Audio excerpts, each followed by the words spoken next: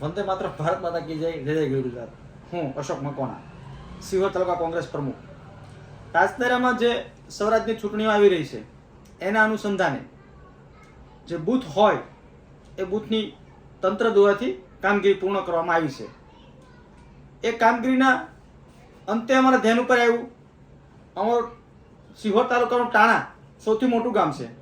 એ ટાણા ગામની અંદર બૂથો જે આપવામાં આવ્યા છે, એમાં બૂથો જે આપવામાં આવ્યા છે ને એ બીજેપીના કાર્યકર્તાઓની જે સ્કૂલો છે એ સ્કૂલોની અંદર બૂથ આપવામાં આવ્યું છે. 2009માં જે સ્કૂલનું લોકાર્પણ હાલના વડાપ્રધાન અને 2009ના ગુજરાતના મુખ્યમંત્રી નરેન્દ્રભાઈ મોદીએ જે સ્કૂલનું લોકાર્પણ કરેલું, એ school NB Godhani Tana, NB Godhani Nagjibhai Bhayabhai Godhani, એમના દીકરા જેઓ ટૂંકા નામથી ઓળખાય છે ડિગજામ, એ બીજેપીના કાર્યકર્તા છે, એની સ્કૂલ છે. અને એ સ્કૂલની અંદર ટાણા 7 નંબરનું બૂથ એ સ્કૂલની અંદર આપવામાં આવ્યું છે. આ સરકાર બીજેપીના કાર્યકર્તાઓની સ્કૂલ હોય ત્યાં બૂથો આપી રહ્યા છે. શા માટે?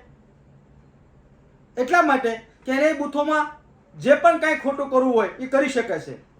એક તો મતદાનનો સમય ચાલુ હોય, એ સમયની અંદર મતદાન સમયે અન્ય મતદારો સિવાય કોઈને આવવાની નો એન્ટ્રી હોય, ત્યારે સ્કૂલના માલિક છે, સ્કૂલના ટ્રસ્ટી છે, સ્કૂલના મેનેજર છે, સ્કૂલના શિક્ષકો છે, આવા બાના દઈને અંદર આવતા હોય છે. ત્યાર પછી એને જે કરવું હોય તે કરી શકતા હોય છે. અમારા પ્રમુખ તરીકે આજે અમને બોલાવવામાં આવ્યો મને, ત્યારે મારા ધ્યાન ઉપર આવ્યું કે આમાં તો લોકસભાની ચૂંટણી વખતે અને ધારાસભાની ચૂંટણી વખતે આમાં મતદાન થયેલું છે. આ સરકાર બણગા ઠોકે છે વિકાસના નામના, તો એની પાસે પૂરતી તો વ્યવસ્થાઓ પણ નથી લાગતી. અને કાં છે તો પ્રાઇવેટ સ્કૂલોમાં બૂથ શા માટે આપે છે? એનો મતલબ એવો થાય છે કાં સરકારથી કાંઈ નવું થતું નથી અને પ્રાઇવેટ સ્કૂલોમાં બૂથ આપી અને ખોટું કરાવી રહી છે. સ્વરાજની ચૂંટણીઓમાં તો ઉમેદવાર સ્થાનિક હોય છે મોટા ભાગના, એટલે ખૂબ મહેનત કરતા હોય, પણ લોકસભા અને ધારાસભાની ચૂંટણી વખતે એને જે કરવું પડતું એ કરતા હોય છે. એટલે અમારી સરકારને વિનંતી છે કે મારા સિહોર તાલુકાની અંદર આવા 2 ખાનગી બૂથો આપ્યા છે. તંત્રને અપીલ કરું છું કે આ બંને ખાનગી બૂથો ત્યાંથી હટાવી અને સરકારી મિલકતની અંદર રાખે. ન હોય ને તો તંત્ર વ્યવસ્થા કરે, નહીતર હું કોંગ્રેસના પ્રમુખ તરીકે આ 2 બૂથ માટે આંદોલન કરીશ. એક તો તંત્ર કહી રહ્યું છે કે પ્રાઇવેટ સરકારી સ્કૂલ સિવાય, સરકારી ઓરડા સિવાય ક્યાંય બૂથ હોઈ શકે નહીં. તો આ 2 બૂથ ક્યાંથી? મોટા સુરકાનું બૂથ છે અને ટાણા, આ 2 બૂથ કેમ પ્રાઇવેટમાં ભાઈ? કોઈ પણ સંજોગે આ અમે ચલાવી લેવા નથી. પ્રાઇવેટ સ્કૂલોની અંદર બિલકુલ નહીં. તમે બળગા ફેંકી રહ્યા છો, અમે વિકાસ કર્યો છે, અમે વિકાસ કર્યો. આ કોંગ્રેસે બનાવેલી પ્રાથમિક શાળાની અંદર તમારા બૂથ ચાલે છે અને બૂથ વધ્યા પણ તમારી શાળાઓ વધી નથી. એ પહેલાં ચર્ચ કરવું જોઈએ. અને પ્રાઇવેટ શાળાઓની અંદર તમે બૂથ રાખી અને ક્યાંય ને ક્યાંય તમે મતદાનને તમે દૂર ખેંચી રહ્યા છો. મતદારો સાથે તમે ગદ્દારી કરી રહ્યા હોય એવું લાગી રહ્યું છે અમને.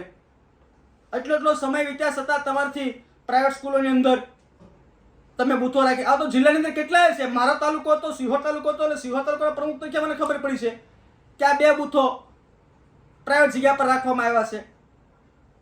કોઈ પણ સંજોગે તંત્રએ જે પણ કરવું પડે એ કરે. આમાંથી બૂથ હટાવવા જોઈએ.